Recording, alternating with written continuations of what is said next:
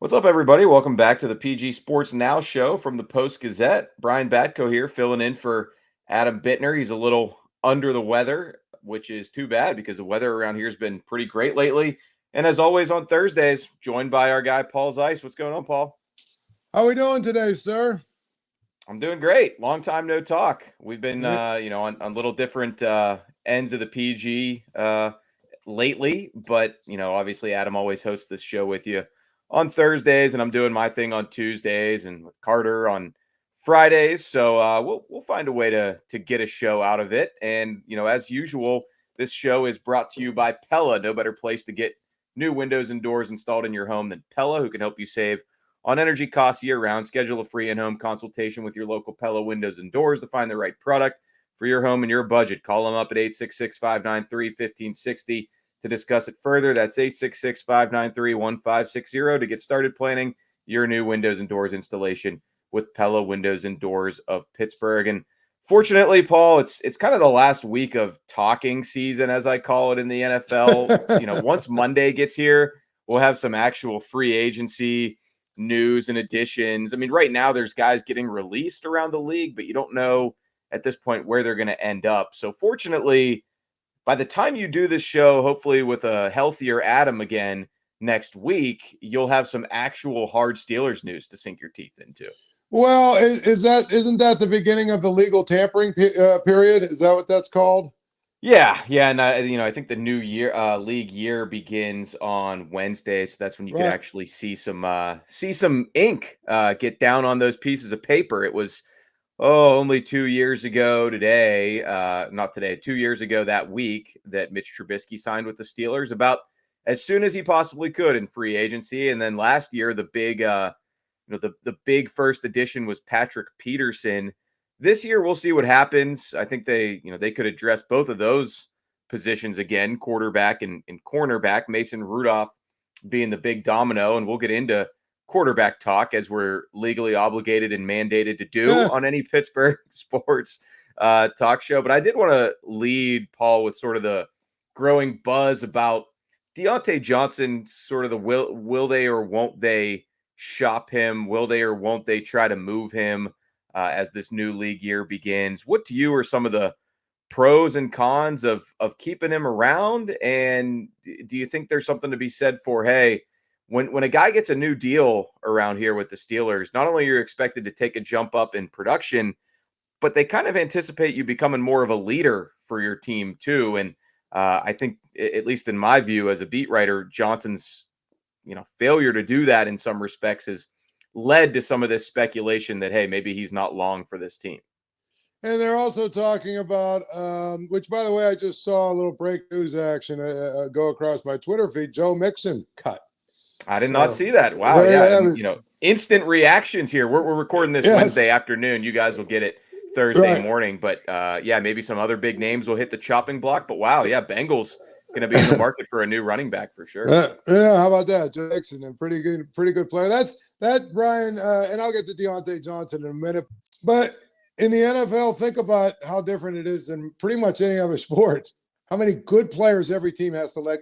Every team seems to cut or let go or waive or whatever every single offseason. There's if you took every player that was cut from every team, you probably could make a really good team out of the number of guys like Joe Mixon, whose contract they probably want to get rid of or whatever it is. Jordan Poyer from the Bills is another one I just saw. He's been a long-time safety for Buffalo, good player. But yeah, in salary cap league like the NFL, you're going to get forced to make some tough decisions on vets and reallocate your resources somewhere else. So we'll see what decisions the Steelers make in that regard. But that is an interesting note there. Joe Mixon, free for hire, not free, but available for hire.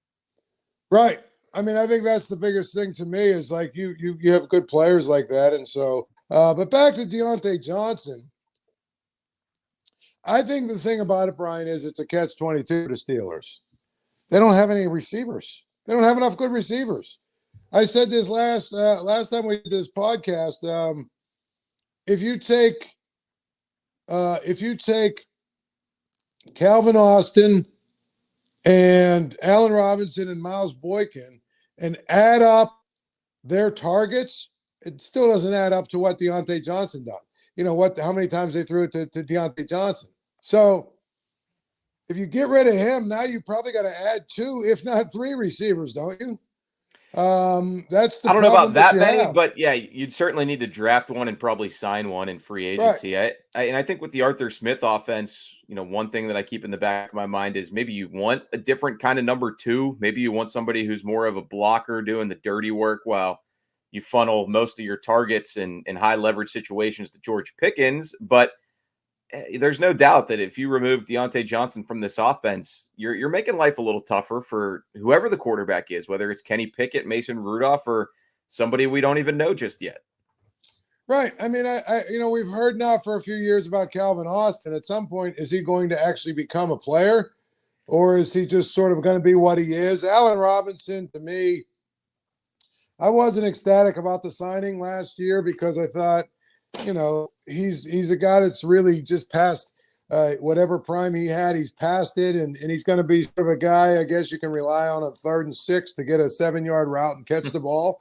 6.5. You know what I mean? But at the end of the day, I kind of feel, and Miles Boykin obviously is just sort of backfilling the end of it. So yeah, special teams. I feel like you need to go get some kind of a burner. Somebody who, and I would agree with you, maybe another guy, a bigger physical receiver that is just as good as a blocker as he is running routes and catching passes. So it won't shock me if they get rid of Diontae Johnson. It won't shock me if they have 3 new receivers that come in, all expected to contribute. Yeah, and you'd need at least one of those, more than likely, maybe more than one, to be a rookie. And if you do deal somebody of Johnson's caliber, you'd hope to get at the very least a 3rd or possibly even 2nd round pick back, which you could then reinvest in a rookie wide receiver. But again, it's an interesting calculation because not only are we not entirely sure what Arthur Smith's system's going to be here, but we're not entirely sure who the quarterback's going to be. We think it's going to be Kenny Pickett. Everything that's been said by the front office leans toward that, always with the caveat of there being a good deal of competition. And soon, Paul, I think we can finally, we'll be able to be done to an extent, unless it drags on, talking about all the possible outside quarterback options.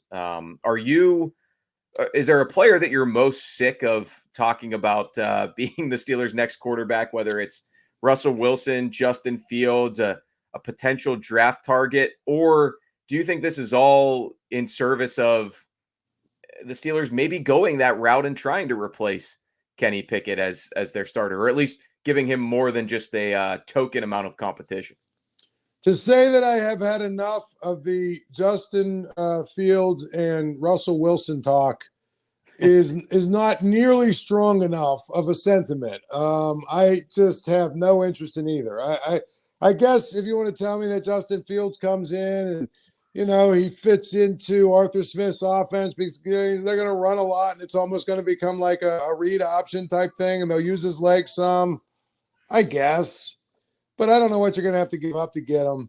I have no interest in Russell Wilson. I just feel like this guy is a guy whose teammates don't like him. He seems to be a guy whose best days are behind him. I still think he's a pretty good quarterback from some state. I just don't know that he fits in the Steelers locker room. The only name I've heard over the course of 6 weeks of this nonsense that I would say actually would make the Steelers clearly better would be Ben Mayfield. And I don't think he'll be available. So I think they're gonna re-sign him, I think, in Tampa. So I don't think he'd be available. So to me, I mean, if you're going to tell me that they're going to go get Justin Fields, I just don't know that it's really that much of an upgrade. Maybe it is. Maybe it isn't. I'm willing to give Kenny Pickett the opportunity to go out and with a new system and a new offensive coordinator and all that stuff and just kind of see if he can do it. And really, if you bring back Mason Rudolph, let those two compete and make it a real competition. I feel like that could be successful. Will it be? I mean, nobody knows, but I think it could be successful if whoever wins that derby or competition or whatever you want to call it. And then maybe you draft a guy, not maybe in the 3rd round or whatever, to your 3rd quarterback. and you hope that you can develop them and bring them along. And if Kenny Pickett falters or whatever, you feel like you're not getting what you need, at least you have another guy waiting in the wings, and next year you go out and get a free agent or trade for somebody. But I just don't see these scenarios that people keep throwing around with Justin Fields and Russell Wilson. I just don't think it's going to happen. And I think that it's just not realistic. Baker Mayfield would make them better. One thing that I do keep in the back of my mind, and I don't think it's going to happen either, Paul. We've talked ad nauseum about all the I've talked with Carter, I've talked with guests about why we don't think it's going to be what the Steelers ultimately decide to do. I don't think they're the type of team that's going to give up on a quarterback that quickly, especially a first rounder. But the one thing that I just sort of keep in the back of my mind a little bit is it's been a very quiet offseason for Pickett himself. It almost makes me wonder, what did they tell him in that final exit interview? Was there a vibe of, hey, buddy, we believe in you, but don't get too comfortable? Because if you remember back this time a year ago, he was firmly entrenched as the QB1. He had the fellas down to Florida for the throwing session. He even had some buy-in from Mitch Trubisky down there. I did a story about it. Everything was all well and good with Pickett as the the future of the franchise at quarterback. You don't hear about any of that this year. And maybe that's just, not really his place because of the way last season ended. But man, I just, I can't shake how different things feel, 12 months later from all of that. And, if you're somebody who's dead set on saying, no, the Steelers insist that Pickett's the number one quarterback for sure. I don't know. He himself is noticeably absent from any sort of, social media or even traditional media. And it just makes me wonder, is there going to be a shoe that drops that sort of takes all of us naysayers by surprise a little bit? Well, I mean, the one thing that I could see happening is Ryan Tannehill. But I don't think that would be the type of competition that makes Kenny feel uncomfortable in any way. You know what I mean? You bring in a Justin Fields or Russell Wilson, the heat would be on for sure. No, absolutely. But what I mean is, if they're going to bring someone in from the outside, I've said all along, it's going to be of the Ryan Tannehill, Jacoby Brissett type, Gardner Minshew, Minshew, that kind of player who will come in and be the backup. Tyrod Taylor, I only believe that guy is going to come in if they don't sign Mason Rudolph. Right. Yeah. And I tend to agree with you there. Yeah. They're not going to bring in one of those. So I think here's the other thing.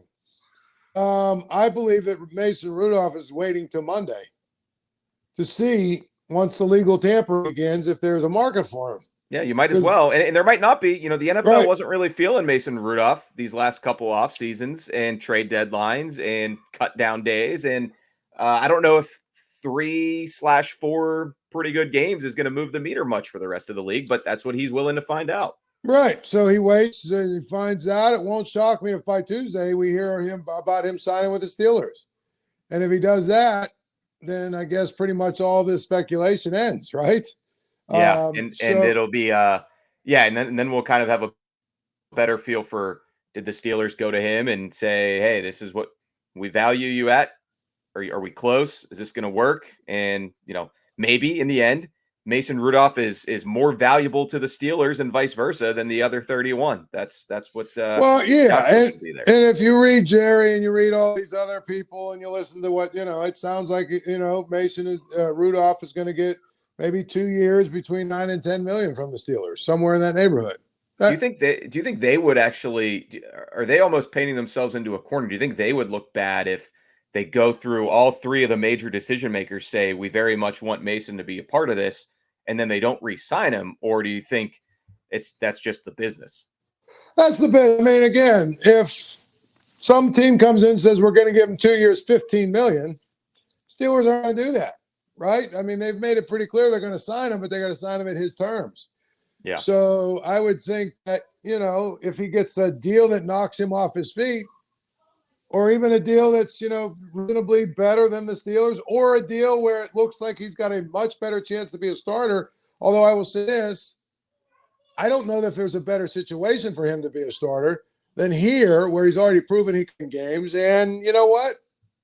who knows what can happen with the guy in front of him? I mean, if he goes somewhere else, sometimes the devil you know is better than the devil you don't know. So to me, I look at it and just say he's got to take a look at what the money is, but also what the situation is.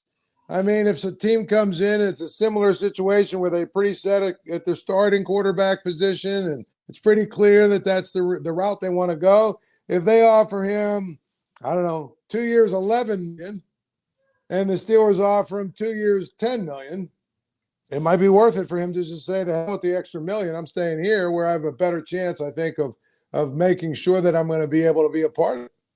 Yeah, you could sleep at night thinking Mike Tomlin's already picked me over the other guy to some extent once. Maybe it'll happen again. All right, we're going to take a quick break, get into some other sports here on the other half of the show. And again, wanted to give a quick shout out to another sponsor, Pitt Johnstown, Pitt Quality Education with up close and personal learning at the top ranked Northeastern Public College by U.S. News and World Report. Generous scholarships, financial aid available, located on 655 picturesque acres, easy access to city center, shopping, dining, vibrant campus life with a very active Division II athlete community. Once again, that's Pitt Johnstown. We'll be right back here on the PG Sports Now show with Paul Zeise.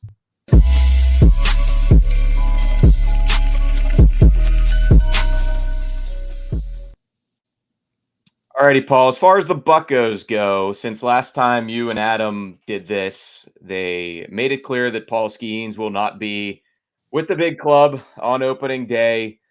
Any reaction to that? Did you feel like it was an inevitability? And if so, should it have been? Is there some outside the box thinking that should have come into play there, or at least a longer evaluation period with Skenes? I mean, nobody should be surprised by it. We've been saying this is how it's going to go for a long, long time. I'll just say this, Brian. I think what irritates me the most is all the gaslighting that always goes on. I don't need to hear, well, he's got to go back to the minors because he needs to check some boxes. I don't want to hear that. Just say what it is. You know what I'm saying? We all know what it is. Years of control or Super 2 or, pre-arbitration years or whatever the hell, the formula is that they need to meet before it comes up so they get the maximum. I get it. We understand the business. I just wish these people would just say it. And so to me, I'll say this, Brian. The Super 2 stuff apparently is a little different in terms of the timing of it. But the first milestone would be service time or years of control or whatever. And if the Pirates keep him down in the mine for 14 days, they will actually get an extra year of control of arbitration on the back end of it, okay? So if you want to tell me you're going to send him down for 2 weeks, okay, fine. I can live with that. But if we're sitting here in like late June, early July, still waiting for him because of some arbitrary number for Super 2 status or whatever the hell, I will have no interest in that. Because ultimately, here's the thing about a guy like Skenes. Being in Indy or Altoona or wherever and pitching to minor leaguers is meaningless for him. It's going to blow him away. Because most of those guys he's going to blow away. That's why they're in the minor leagues. And he's got, plus stuff. He throws it 100, 200, whatever it is, 100, 200, 103. He's going to blow it past most of the guys he's facing. So if you're really going to be, he needs to check the box. If that's your answer, then he needs to check the box in the major leagues against major league hitters, period. And the other part of it is if you're really concerned about his arm and all that other stuff, and you're going to have him on a pitch count and an inning count and all that other stuff, okay, good. Well, then guess what? Bring him up and make him a reliever. Or better yet, bring him up and make him an opener. How about that? Make it so that he's in the fifth spot in your rotation. He's your guy. He's only going 2 or 3 innings, but at least he's doing that for you. That makes a hell of a lot more sense than having him down there playing the Toledo Mud Hens and throwing 102 miles an hour, against guys who are moonlighting as warehouse manager. I mean, it makes no sense to me. It doesn't. Hey, the Mud Hens have some big sticks in the lineup this year, I think. But right. And then if that happens, we can have a weekly segment, Paul on Paul, every time Skenes starts. So right.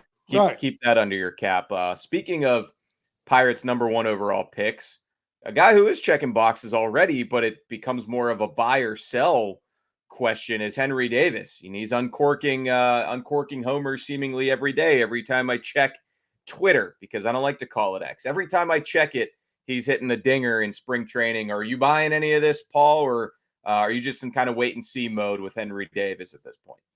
Well, I'm in wait and see mode with anybody for spring training. Obviously, we've seen spring training numbers don't mean a whole lot.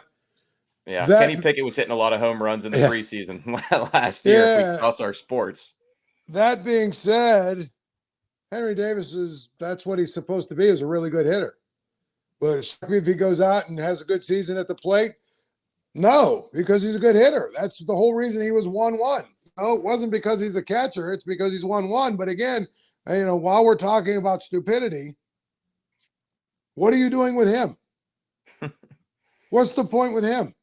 Yeah. Like, if he's not going to be your catcher this year, when you got rid of everybody else last year, and then the guy you had going to be catch is out for the year with an injury, to me, if you sign, it was Monty Grandal, if you sign a guy like that, he should be your backup. Henry Davis, if he's not your catcher of the future, what are you doing with him? So are you going to put him in right field again, which was a disaster last year? I mean, I just don't get it. And and the thing about it is, Andy Rodriguez has proven he could play first base in the minors. So to me, okay, well then you better find out if Henry Davis can catch this year. And going back to what we were just talking about with Skenes, I don't know that going back to the minors really is going to be all that relevant for him. How about have him in the majors and live with whatever the learning curve is that he needs at catcher, whatever it is, however long it is, however short it is, whatever it takes, live with it and hope that he hits 25 home runs or whatever, and gets on base a bunch and drives in runs and does all the things you drafted him for while he's learning how to catch. I don't understand what, at this point in his development and career, how, sending him back to Indy to, do a bunch of innings as a catcher, that doesn't really do me much good. So I'll be really irritated if Henry Davis is not on the roster and comes north and they haven't at that point at least figured out a plan for him. So seeing all these jacks, you at least want to make sure he's on the big league roster opening day. All right, I'm going to if I would ask you about the Penguins, but number one, like I said, we're recording this Wednesday afternoon. The trade deadline coming up. Could be seismic shifts by the time this is online. And I would be even more into the deep end above my head if I go from Pirates to Penguins.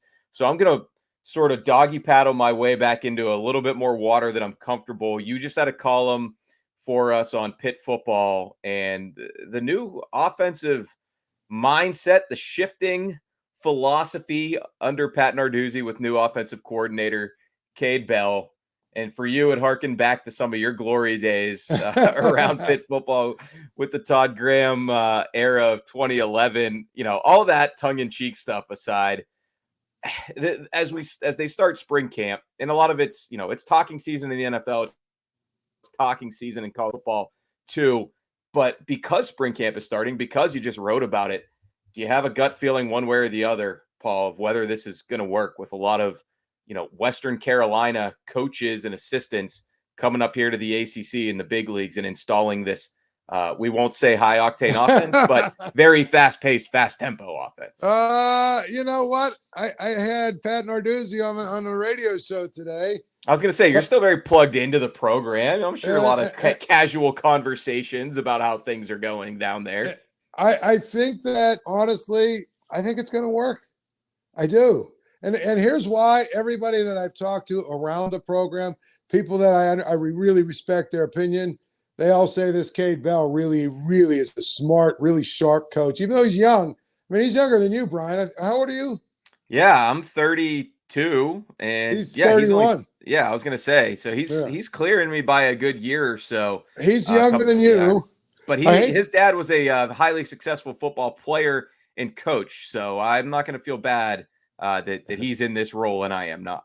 Yeah, I like I said, maybe it's time for me to realize that I'm old when guys that are getting hired now are young enough to be my son. Okay. Yeah. So anyway, at the end of the day, people that I know that really that I respect their opinions on football, they all say this guy is really sharp, really smart, really sharp, has a great, really good feel for what he's doing. And as you just pointed out, he's a coach's kid. He's somebody who has been doing this almost his whole life. He's been thinking football through his whole life. So will they have to modify it some? Yeah, of course, because in FCS, you're probably, there are like matchups you can exploit because you probably don't have, as good of players all across the board on defense. But it's the same concept. You're looking at matchups and you're looking to exploit them. And, he's got a lot of different things in his bag. And Brian, they go, they're allowed 1 hour a week in the off season before spring training, before spring football starts. They're allowed 1 hour with the team a week on the field. Okay. It's kind of a new rule over the last, 5 or 6 years, but you get 1 hour a week. In that 1 hour, they were getting 100 plays in, which is insane if you think about it. So, I think it's going to be, here's the thing. It's going to be at least fun to watch and interesting. I don't know if it's going to work, but it's going to be somewhat interesting. And there'll be a learning curve, I'm sure. It'll be, it'll be not smooth sailing, right from the start. But I think once they all figure it out and kind of get going and do it a few times in a game, I think it'll get better. The other interesting thing is, and I didn't even think about this when Pat Narduzzi was talking about this, and I never thought about this, but he's like, this is actually really good for our defense because these are the kind of offenses that we see every single week now. This is how college football is played. And now at practice, whereas, the last few years, and he goes, and this is not like, he was like, I'm not throwing dirt or shade or whatever on the last staffs or whatever, because that's what we wanted. But when we had a pro-style offense, we were kind of a unicorn in some ways. Now, the way our offense is operating, our defense is out there having to play against these spread type formations and all the different things that go on in the read options and all the stuff that they're going to do. We have to see it and do it at a fast pace. It's really going to help our defense get better because these are the kind of offenses we see. I didn't even think about that, but that sounds pretty plausible to me. Yeah, that makes sense. I mean, it's kind of like swinging in the on deck circle with a donut on your bat, and then you go to the real thing, and it's you're going to have a little bit more speed there. So, all right, we'll finish up with this. We talked Pitt football, now Pitt hoops. Tuesday night, they beat Florida State at home convincingly too. Didn't need a buzzer beater or anything like that to do it. They continue to position themselves where they can at least maybe go on a run and save their NCAA tournament hopes. And Paul, I just wanted to ask you, having seen what they did to your Seminoles at home, and knowing that they are kind of getting hot a little bit, other than these losses to Wake Forest and Clemson, if they find a way to win a few in the ACC tournament, maybe get into that first four or better, how can they actually make a run in March? Or is it all sort of much ado about nothing? I mean, obviously it's more fun to be in the tournament than sitting at home or in the NIT, but is this a team with the way they're playing lately, Blake Hinson finding his stroke, can they actually do some damage if they get in, or will it be a quick and short stay, but at least you saw your name in the bracket? Well, here's the thing I'm going to tell you. I looked at where they're at right now, and I'm pulling it up. Say the season ended today, and I know there's like a couple more games left, but right now where they're at, they're fifth, okay? And here's kind of their problem. They're fifth. So their first game in the ACC tournament right now would be against the winner of Georgia Tech, Boston College. I ain't really doing anything for you, but you got to win it. If you lose it, it's the end. But you got to win it, which let's say, okay, they win that. Their next game, and it's unfortunate the way that it looks right now, but their next game then would be against Clemson. Then you can right your wrong at least. Yeah, but they've already played Clemson twice, so I don't know if a third game really, really gives them a bump, even, if they win it. So really, that there's that. And then, if they win that game, then okay, now they got North Carolina on Friday. And that would be the game, I think, that really, but If they just basically, first of all, if they just get to the Clemson game and lose, I don't think that's enough. They're not going to get much out of beating NC State on Friday or Saturday. They won't get much out of beating NC State. And they probably aren't going to, get much out of beating the winner of BC, Georgia Tech. So if they get to Clemson and win that game, it could be a situation where the committee says, well, this is our, these are the bubble teams, but, and maybe they give Pitt an edge because of the way they've played over the last 2 months. I don't that ever, I hear, well, that doesn't matter anymore. It used to matter the last 10 games, but it doesn't matter anymore. I have a hard time believing that the committee does all of this in a complete vacuum and bubble and just looks at net rankings and that crap. I think there is a human element to it. And I think if there's a human element to it, you cannot tell me. For instance, I looked at Joe Lunardi's bracketology. There are right now, and according to him, 9 Big 12 teams in the tournament and 4 SEC teams. If you really believe there are 9 teams in the Big 12 better than Pitt, I got the deed to the Fern Hollow Bridge to sell you. I'll even make it cheap for you. Yeah, they obviously struggled earlier this season in some of the non-conference games against Missouri and Florida. But to your point, what you were just saying, Paul, I don't understand in today's era of college basketball, especially where you're bringing in transfers every year, every team, you're bringing in freshmen, you're incorporating these new faces, you're trying to get everybody to play together. Yeah, it might be a little bumpy in November when you play some of these games that end up being a blemish or a stain on your resume. How can you not put a little bit more weight on what your team's doing once you do have a chance to gel, figure out roles? Jalen Lowe wasn't much of a factor back when the season first started. Now he's arguably their best player. I think one of the things that is really frustrating is, again, the discussion of how these teams have sort of tricked and fooled the net rankings and the efficiency rankings and all that other stuff. Our old friend who was the master of manipulating the RPI, Jamie Dixon, is Exhibit A, because TCU is an 8 seed, according to these, models, or an 8 or a 9 seed, which means they're very comfortably in the field. I've watched a little TCU. Okay. I think I'd take Pitt against them in a neutral floor. Okay, but here's the thing. Well, then it must be that, they played someone in their non-conference, right? Now, here's their non-conference schedule, Brian, and you tell me exactly why TCU is a lock when they're 8-8 in the Big 12. Are you ready?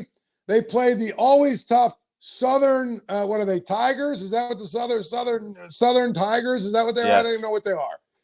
Then they played the always tough Mutual of Omaha. I think that's an insurance agency. Yes, it might as well be. Then they played UT Rio Grande. I mean, you got to be kidding me, right? Yeah, it's a river. Actually, absolutely. Isn't that a Division III school in Ohio? I think. Then they played Mississippi Valley State without Jerry Rice. Then they played Alcorn State without Steve McNair. Then they played Houston Christian, who's not even as good as Houston Baptist, who's probably not even as good as Houston Catholic. Okay, Houston Christian. But hey, they went on the road, and this is a Jamie Dixon special. They did go on the road, and they beat a Big East team on the road. They played a true road game at Georgetown. So then they played Clemson, and guess what? They lost to Clemson. Who does that sound like? Yeah. They played Arizona State, and unfortunately for Arizona State, Bobby Hurley couldn't play. Old Dominion, they played, and again, Old Dominion used to be a really good women's program. Then they played Nevada and lost. And then they played Todd Graham's Hawaii. And then to wrap it all up, they played Texas A&M, Commonwealth. Like, who the hell was even that team? I don't even know who that team is. But my point is that's their schedule. Yeah. That's who they played. So why are they in ahead of Pitt? Like, why are they comfortably in and Pitt is next 4 out? I have no idea. Yeah, so, all the pro Big 12 analytics out there that bolster that conference record for sure. And I know Jeff Capel's been on his soapbox about this at times in recent days and weeks. And but again, Pitt's running out of time in the hourglass for sure. But again, you have double the teams, more than double the teams from the Big 12 in, even though the ACC was 9-3 against the Big 12. So explain to me, that's why the whatever metrics they're using are idiotic. Because I'm looking at the Mountain West has 6 teams in. The ACC has 4. Now think about that. Do you really believe there are 6 better Mountain West teams than Pitt? Come on, man. What are we talking about here? So it's just that's very frustrating. To me, I think Pitt actually, because listen, it's a guards game. You know that. It's just like your pickup team. They win all the time because they got you, right? I mean, when you I don't know about that. But it's a guards game. Nobody wants me in pickup because they want guys. They want guards. Well, we want your 5 fouls, though. Yeah, but I mean, you got Carrington. You got you got the 3 guards that they got. Henson to me is a guard. You got he's essentially a guard. You've got 3 guys who can fill it up. Yeah, go around the country and see how many teams have 3 guys that can fill it up like that. Now, obviously, their inside game isn't great, but you know what? The Federico and the Twins and those guys, they battle. They do okay. At the end of the day, you know what? Blake Henson is a threat to hit 7 or 8 threes any game he plays in. You've got 2 guards now that are, were freshmen at the beginning of the year and now, are comfortable in the college game, and they look like, on most nights, 2 of the 5 best players on the court every time. If you got 3 guards like that, you can beat anybody.